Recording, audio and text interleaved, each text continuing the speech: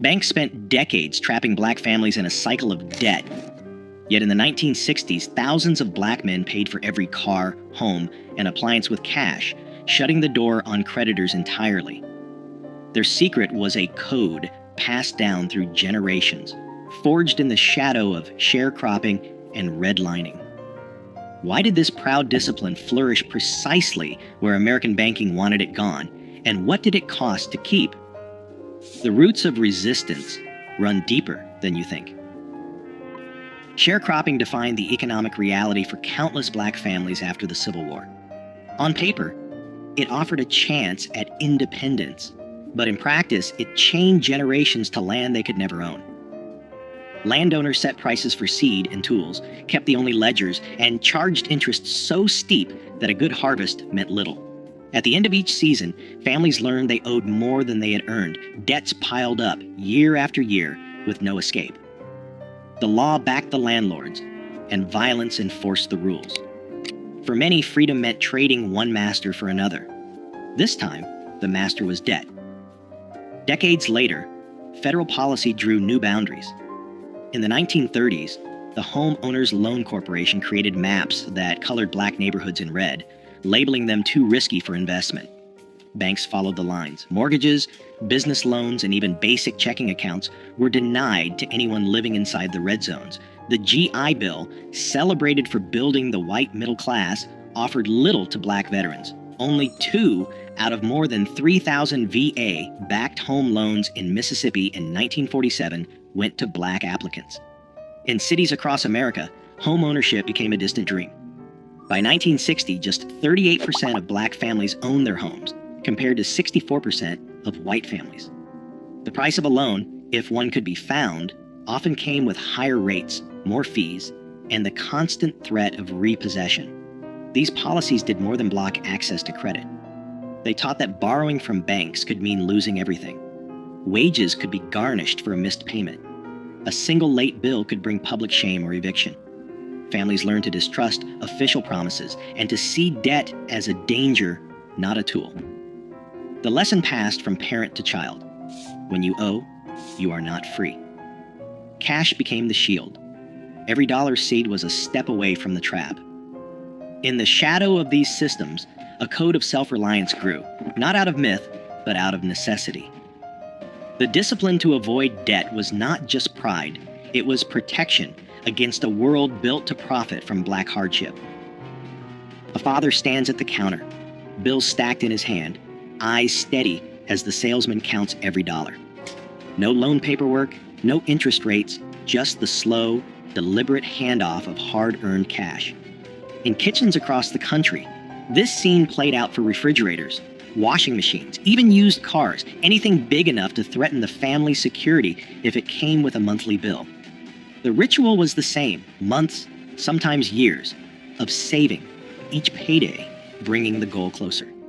The cash might be hidden in a coffee can, tucked behind flour in the pantry, or slipped beneath a loose floorboard. On the day of the purchase, children watched as fathers smoothed out creased bills that had passed through too many hands to count. Each dollar carried the weight of sacrifice, a skipped treat, an extra shift, a winter coat handed down one more season. Ownership meant more than pride. It meant safety. A car paid in full could not be repossessed after a missed payment. A refrigerator bought outright kept food cold, no matter what happened at work. The family's roof stayed over their heads because there was no mortgage for a bank to call in. The lesson was clear. If you could not pay cash, you waited. Debt was not just a number. It was a risk, a lever someone else could pull to take away what you had built. Stories passed down in living rooms and on front porches told of neighbors who lost everything over a single missed payment. The warning was woven into every decision.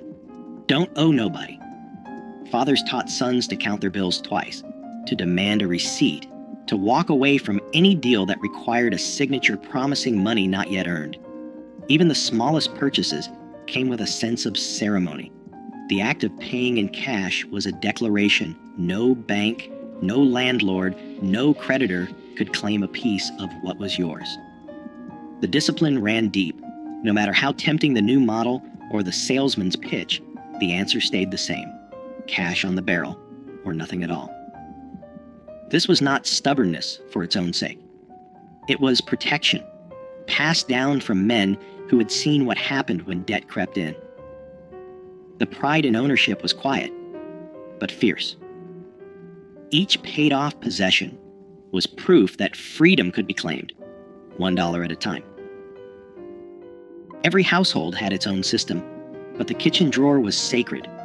Inside, envelopes lined up like soldiers, each one marked in careful handwriting: rent, groceries, light bill, church, a little for savings.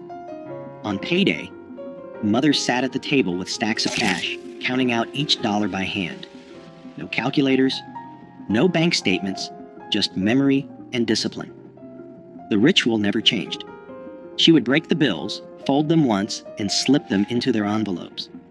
If the grocery envelope ran low, meals got simpler. If the rent envelope was full, a sigh of relief might escape, but never a celebration. Money for treats or new shoes waited until every envelope had what it needed. Children learned early not to touch those envelopes. The lesson was clear. Each dollar had a job, and every job had to get done before anyone could think about extras. Sometimes a few bills got tucked away in a spot only she knew, behind a jar of beans, under the lining of her purse. Inside a book no one would open. That was emergency money. It was not for spending. It was for when the heater broke, or the landlord came around 2 days early, or a cousin needed bus fare home. Neighbors swapped stories about the best hiding spots, but the method was always the same. Never let money slip through your fingers. Never let a bill go unpaid. If an envelope emptied before the next payday, the answer was simple: you waited. No borrowing, no pleading with the store for credit. Credit was a trap, and mothers knew it. The empty envelope was a warning, not an invitation to spend what you did not have. This was more than thrift. It was a code. The envelopes kept the family safe, 1 week at a time. A new coat or a Sunday roast came only after the rent and lights were covered. The rules were strict, but they kept the wolves from the door. Children grew up watching, learning that every purchase was planned, every expense measured. The kitchen drawer, with its stack of envelopes, was the real bank, the only one that could be trusted. The layaway counter at the local department store was a familiar stop for families who refused to risk what little they had on credit. At Sears or JCPenney, a mother might place a winter coat or a child's bicycle behind the counter in August, leaving a few dollars each week until the final payment set it free. There was no interest, no paperwork, and no fear of a missed payment turning into a crisis. Clerks recognized regulars by name, sometimes calling out when a new shipment arrived or a sale was coming up. Each payment was recorded in a logbook, a quiet tally of patience and discipline. The item stayed locked away untouched until every dollar was paid. Then, and only then, did it belong to the family. Around the holidays, banks and savings clubs ran ads for Christmas clubs, inviting customers to deposit a little each week. By December, the bank handed back the total in cash, ready for gifts or a special meal. There was no temptation to borrow or run up a tab. The Christmas Club passbook, stamped with each deposit, became a small badge of pride. It was proof that waiting brought its own reward, that a holiday could be joyful without a single cent owed. For families who remembered the shame and danger of borrowing from landlords or store owners, these systems offered something rare: control. Layaway and savings clubs worked because they fit the rhythm of working life, the steady grind of paydays, the slow build toward a goal. There was comfort in knowing that the new dress or the toy train would come home only when it was truly paid for. Children learned the lesson early. Good things were worth waiting for, and nothing was more satisfying than carrying home a package that belonged to you outright.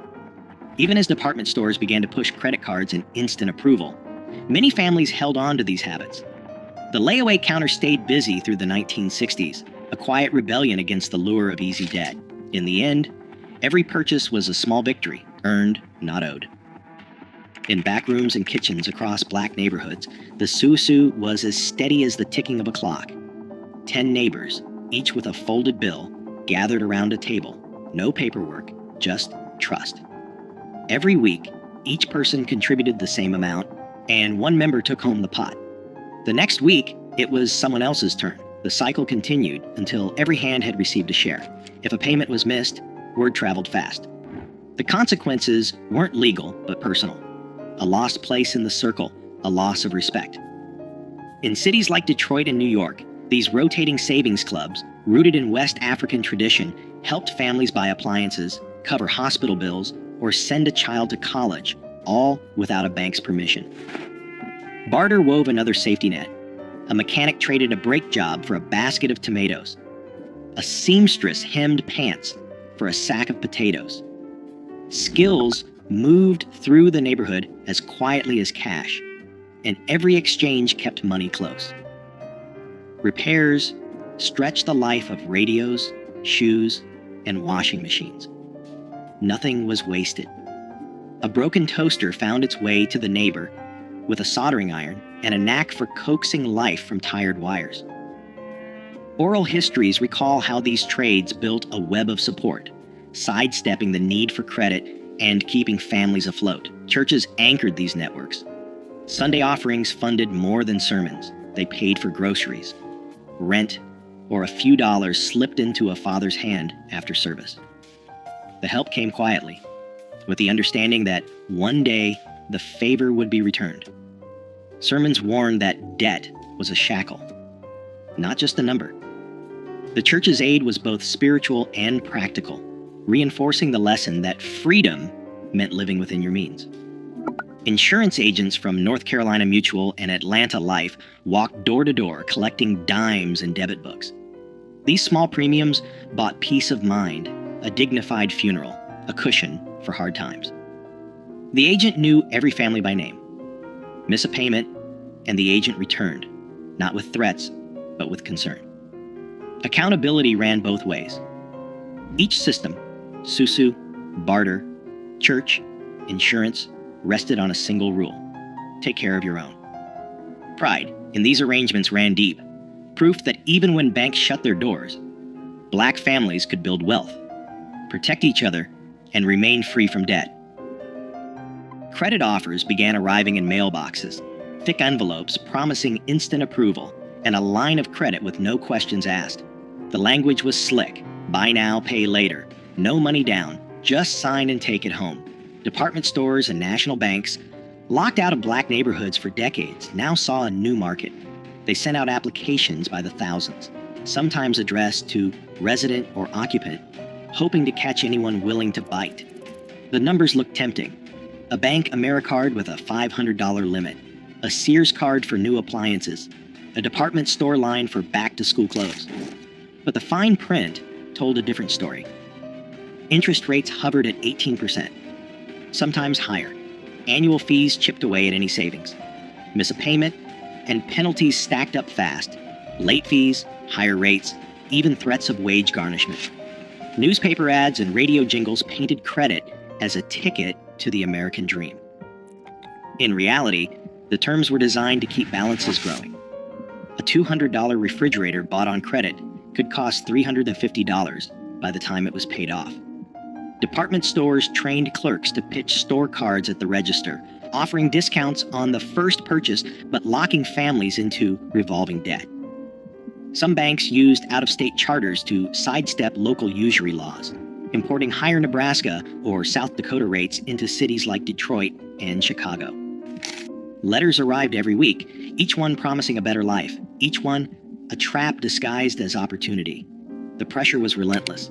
For families who had learned to save every dollar, the flood of offers felt like an attack on their discipline. The old code, wait, save, own, met a new world where patience was out of style and debt was sold as freedom.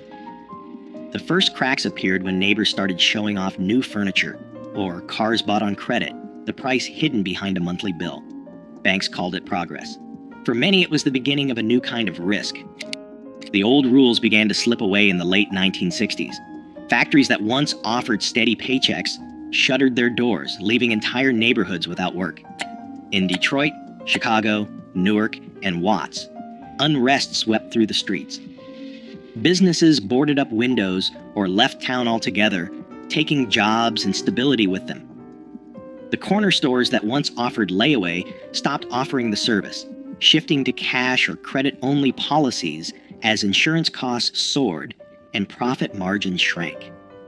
Families who had always relied on cash found their budgets stretched thin by rising prices and shrinking incomes.